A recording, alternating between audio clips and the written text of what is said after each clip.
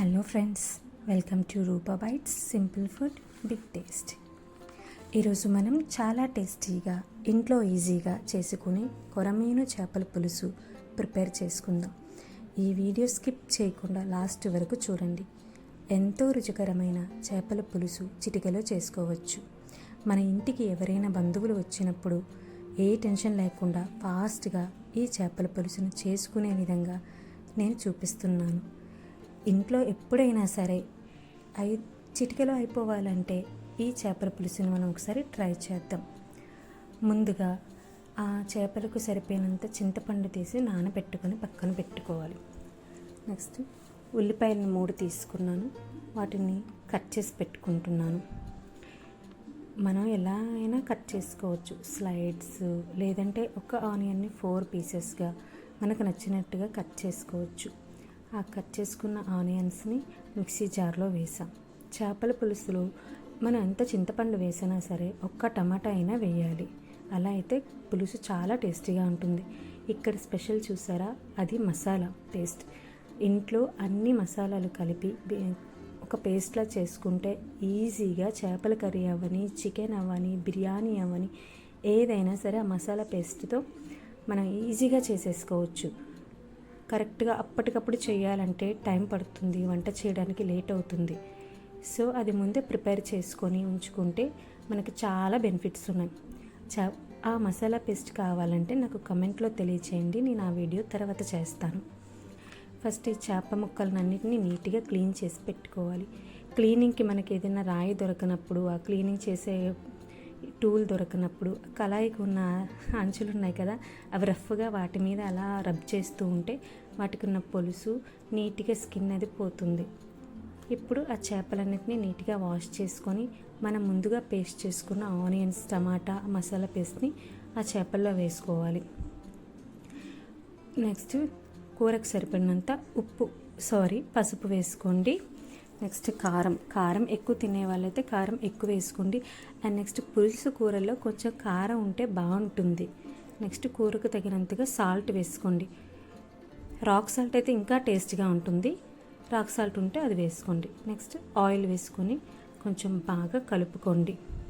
మసాలా అంతా కళాయికి పట్టేలాగా కలుపుకోవాలి. అప్పుడు చేప ముక్కకి ఆ మసాలా పడుతుంది. ఒక 10 minutes ఆర్ 15 minutes మ్యారినేట్ చేసుకొని నెక్స్ట్ స్టవ్ మీద కడాయి పెట్టుకోండి. ఆల్రెడీ ఇది కడాయిలోనే నేను కలిపి పెట్టా కాబట్టి మరి వేరే బౌల్ ఏమీ చేంజ్ చేయక్కర్లేదు. సో అది స్టవ్ మీద కొంతసేపు మగ్గుతున్నంత వరకు మనం చింతపండు నానబెట్టుకున్నాం కదా, దాన్ని గట్టిగా పిసుకుతూ వాటర్లా చేసుకోవాలి.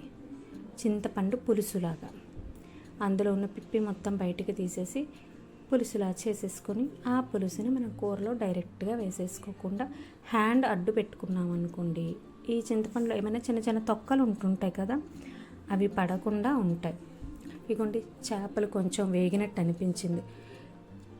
ఫస్ట్ ఏం చేయాలి, చేపలు ఎప్పుడైనా వండేటప్పుడు మనం ఆ గరిటె పెట్టి ఫాస్ట్గా చికెన్ వండినట్టు, ఏదైనా కూర వండినట్టు కలిపేయకుండా నెమ్మదిగా స్మూత్గా కలిపితే చేప ముక్క విరగకుండా చేప ముక్కలా ఉంటుంది. చింతపండు కొండి తీసేసుకున్నాం మనం. ఆ చింతపండు అందులో బౌల్లో వేసేసి కళాయిలో వేసుకున్న తర్వాత బాగా మరగబెట్టాలి. పులుసు పచ్చివాసన రాకూడదు. నెక్స్ట్ అల్లం వెల్లుల్లి కానీ ఈ మసాలాలు కానీ అన్నీ కూడా నేను ఒక పేస్ట్ చేసుకున్నా. ఆ పేస్ట్ డైరెక్ట్గా ఆనియన్స్ టమాటాస్లోనే వేయక్కర్లేదు. ఇలా చేపల్లో కూడా మామూలుగా మసాలా కలుపుతున్నప్పుడు కూడా అది వేసుకోవచ్చు.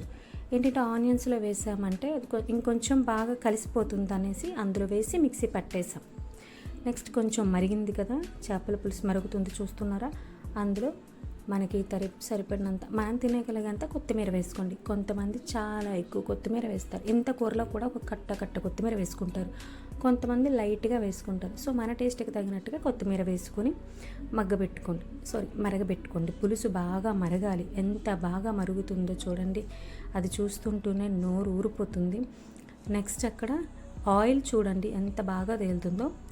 ఆయిల్ అంత బాగా తేలినంత వరకు మగ్గబెట్టుకోవాలి. ఇప్పుడు సాల్ట్ సరిపోయిందో లేదో చూసుకున్నా, సాల్ట్ సరిపోయేలో కొంచెం వేసుకున్నా. ఇందులో పులుసులో ఇంకో ఇంపార్టెంట్ ఏంటంటే ఏ పులుసు చేసినా బెల్లం లేదా పంచదార వేసుకోవాలి.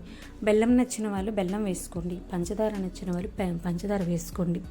అది వేసుకుంటే పులుసు అడ్జస్ట్ అవుతుందన్నమాట. అటు సాల్ట్ ఎక్కువ అవ్వకుండా పులుసు కరెక్ట్గా సరిపోయినట్టు అడ్జస్ట్ అవుతుంది. అవి వేసుకుని కాసేపు మరగనిస్తే చాలు. చూడండి ఎంతో టేస్టీకరమైన చేపల పులుసు రెడీ. అసలు ఇది అన్నంలో వేసుకొని ఈ పులుసును తింటే వేడి వేడి అన్నంలో పులుసు వేసుకొని ఒక చేప ముక్క పక్కన పెట్టుకొని తింటుంటే ఉంటుంది ఎంత బాగుంటుందో. ఆంధ్ర స్పెషల్ అసలు చేపల పులుసు అనేది. చేపలు ఫ్రై కూడా చేసుకోవచ్చు. చేపల పులుసు ఎంతమందికి ఇష్టమో చెప్పండి నాకు కమెంట్స్లో. అలా తింటూ ఉంటుంటేనే మన నోట్లో నీళ్ళు ఊరిపోతాయి. నెక్స్ట్ మనకు వచ్చిన బంధువులు కూడా చాలా టేస్టీగా సింపుల్గా అప్పటికప్పుడు కూడా చేసుకోవచ్చు. ఈ పద్ధతిలో మీరు కనుక చేపల పులుసు చేశారంటే చాలా ఫాస్ట్గా అయిపోతుంది. ఎలా ఉందో కమెంట్ చేసి చెప్పండి. ఇలాంటి వీడియోస్ మీకు కావాలంటే మన ఛానల్ని ఫాలో అవ్వండి. Roopa bytes simple taste big taste. Simple food big taste.